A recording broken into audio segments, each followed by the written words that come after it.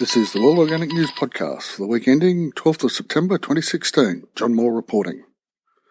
This week we begin with two quotes. Vegan permaculture. Is it the future? From the blog Little Green Seedlings.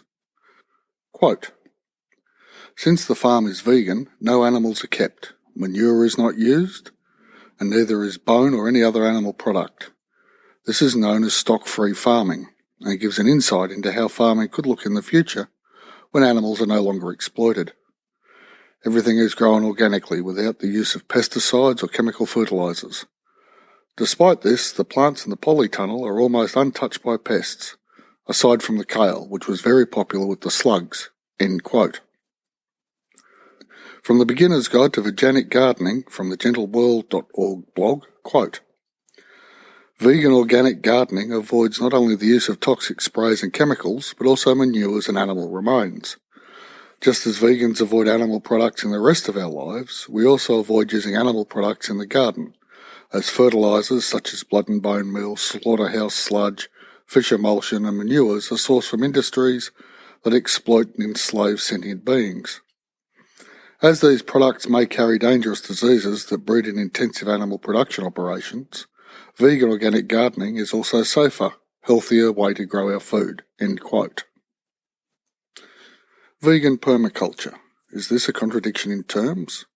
Whilst reading the early permaculture works, one particular idea struck me. Plants and animals have evolved in union. Now I understand the philosophical underpinnings of the vegan movement. As a sentient species, we have a responsibility to care for and not to exploit the lives of other sentient beings on the planet. The place where this philosophy and mine intersects is in an abhorrence of factory farming. The caging of animals is degrading to both the animals and the humans. I hear arguments against even free-range animals from the vegan movement, and this is where we separate. The Biointensive method of gardening developed by Jeavons does not use animal manures, but instead composts or green manures 75 to 85% of the plants they grow to feed the soil. This seems counterintuitive to me. Feeding this 75% to stock in a rotation across the landscape feeds the soils, feed the animals and the plants.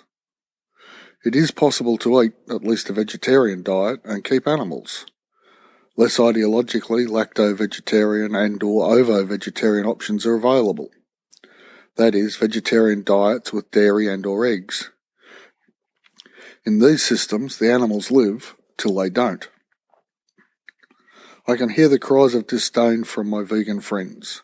Keeping animals is slavery, and on this we're just going to have to agree to disagree.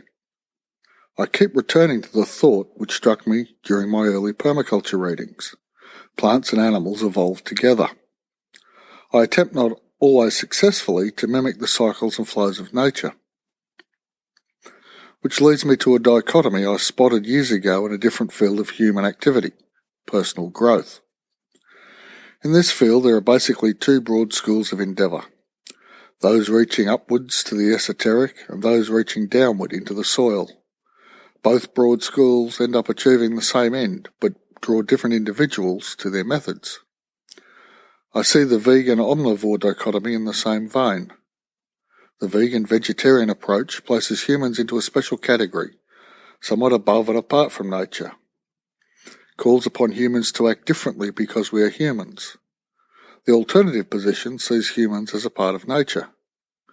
True enough, there is a huge bulk of the population which has no view on this, but instead simply eats what is put before them without thought, without reflection. It is this vast, uninformed, disinterested mass of people which makes possible the confined animal feeding operations. That is, feedlots, battery hens, caged sows and GMO corn. I place GMO corn and super hybridized corn together as nothing different from battery hens, identical plants sprayed with chemicals and harvested at exactly the same level of ripeness. There is no difference in essence from the millions of chicks laced with antibiotics and all harvested at the same time to feed the chicken processing industry. So while I see the arguments against factory farming and monocultural plant production, I do not see humans as above or separate from nature. Therefore, I have no qualms with meat consumption. I also accept without judgment that some people hold a view contrary to mine. The 2 posts quoted above provide a way forward for those who make that choice. Check out the posts and see what you think. Now, as I have a double major in archaeology, the post from Ancientfoods, 2 groups spread early agriculture, was of particular interest to me. Seeing where we come from is a good starting point to understand where we are now. It is only in the understanding of where we are now that we can move to where we need to be. It would appear from the evidence that 2 groups of farmers arose in the Fertile Crescent. They farmed in 2 valleys side by side. The Western Valley people migrated to Europe, and the Eastern Valley people migrated to the Indian subcontinent. I suspect there may well be more evidence to come on this, because any system that's this neat has got to have a problem. The story of domestication of cereals and animals is a complicated one, which has always fascinated me. It's not a weekend project, to quote the Post, to domesticate stock. Indeed, it takes some time for us to get our heads around where people were in those days. Firstly, we have to realise that these people had no idea of farming. It simply did not exist. Everyone was living some variation of the fisher-gather-hunter continuum. There did not exist departments of agriculture within the non-existent universities of the time. I would argue, as have others, we were trapped into agriculture, and I will publish a supplemental episode on how I think we were domesticated by wheat soon. I find it fascinating that we can trace our early Indo-European agriculture back to 2 separate peoples living in valleys next to each other. I would encourage you to read the Post. A link is in the show notes. And that brings us to the end of this week's podcast. If you've liked what you've heard, please tell everyone you know any way you can. I'd also really appreciate a review on iTunes. This helps others to find us. Thanks in advance. Any suggestions, feedback or criticisms of the podcast or blog are most welcome. Email me at podcast@worldorganicnews.com. Thanks for listening, and I'll be back in a week.